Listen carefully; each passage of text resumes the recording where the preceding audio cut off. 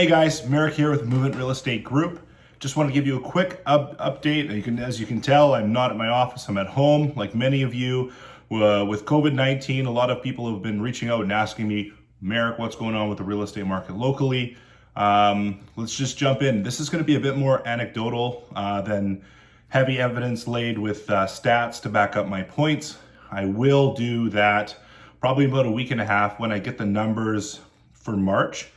So beginning of April, first week of April, look for that. I want to point out that the average deal, it takes about 48 days to close. So it's going to take some time for these numbers to come in that will reflect a slowdown in the real estate market if there is one.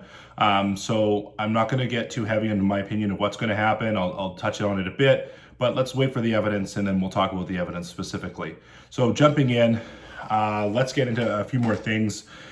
So real estate is still open for business. You are still having people buy and sell transactions in your marketplace. People that have to sell. Divorce, death in the family. If you're moving out of the province, you have to sell your home. So these things are still going to happen. We're not allowed doing open houses anymore. The real estate boards have said no more open houses. So showings are going to be private showings only. You're going to walk through with your real estate agent, your buying agent, and you're going to look at the home. What we're suggesting to our sellers is, leave all the lights on, have the buyers come through and touch as little as possible, obviously, and then wipe down the surfaces that you can wipe down that they've touched. So we're working hand in hand with all other real estate agents, buyer agents, just to make sure that they're screening their clients when they come through, make sure that there's no symptoms of sickness. And we're doing the best that we can that way. But when you have to sell, you have to sell. And that's the way it goes. So wanted to point out, the Vancouver market's still doing well. Condos under $1 million are flying off the shelves, so to speak. Toronto's market is up 14.2% in price year over year. So there are still positive things that are happening. It'll be interesting to see what the slowdown does. Again, we don't have the numbers yet. It'll be another 6 weeks or so until we really see the ramifications of what's happening. But it's interesting to see that the BC and, the Vancouver and Toronto markets are still moving.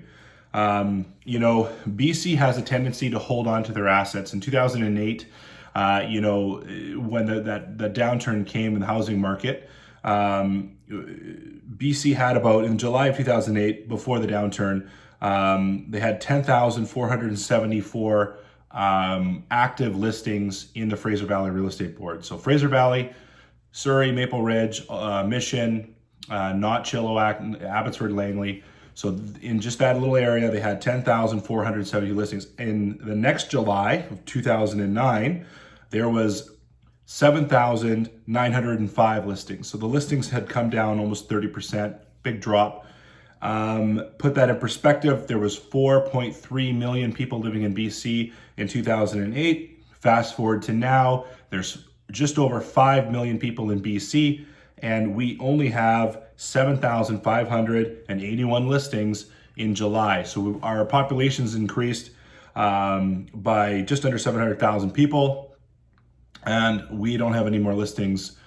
So obviously, we got people moving into Vancouver, up north, all over BC, but it just goes to show you that we don't have as many active listings as we used to, and we've got more people living obviously in Surrey and Langley and Abbotsford. So interesting to point that out. It'll be interesting to see what happens moving forward. Lastly, I'm going to touch on really quickly is this going to pop the real estate bubble in BC? The answer in short is supply and demand. I cannot stress supply and demand enough. Supply has been in short supply for a long time. That is why the prices have risen in BC.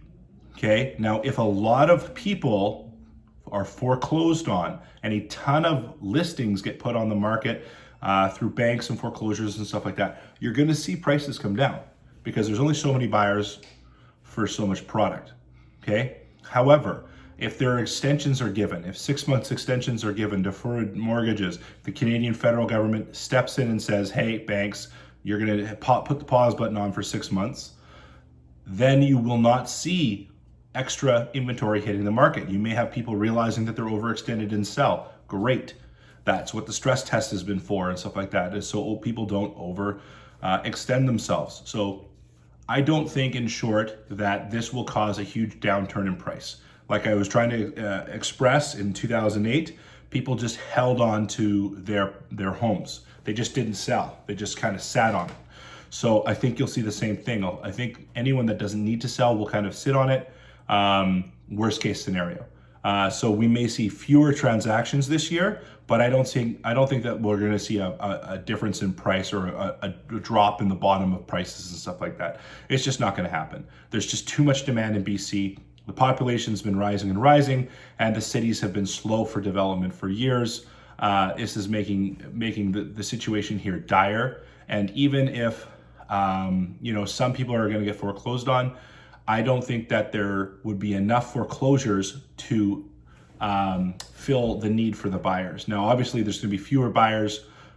People that were buying are losing their jobs, stuff like that. Obviously, sellers losing their jobs or losing qualifications to purchase. So I understand that, but we're in a situation where we've had a lot more buyers than available real estate for a long time. And even if we lost a good chunk of those buyers, I still think there's more buyers than sellers currently. Also, when there's deals to be had, investors flood the markets. So investors come in and they try to get deals. There's a saying in real estate, buy real estate when there's blood on the streets. Terrible saying, I know, but people love buying real estate. Investors love buying real estate in catastrophes because they get great deals and 5 years goes by and they make a ton of money. So anyways, that's probably what's going to happen. I think we're going to see deferral of payments for 6 months. I don't think we're going to see a bunch of stuff hitting the market. And I think that the people that have to sell will sell. The people that want to buy and buy, in a time like this with low interest rates will do that. So that's the video in short. Stay tuned. In the next couple of weeks, I should have all the stats for March and the first week of April. And we'll go into this a little bit in more detail. Okay, that's it for now. Again, Merrick from the Movement Real Estate Group. If you have any questions, please reach out. I'm here to help, and I look forward to hearing from you.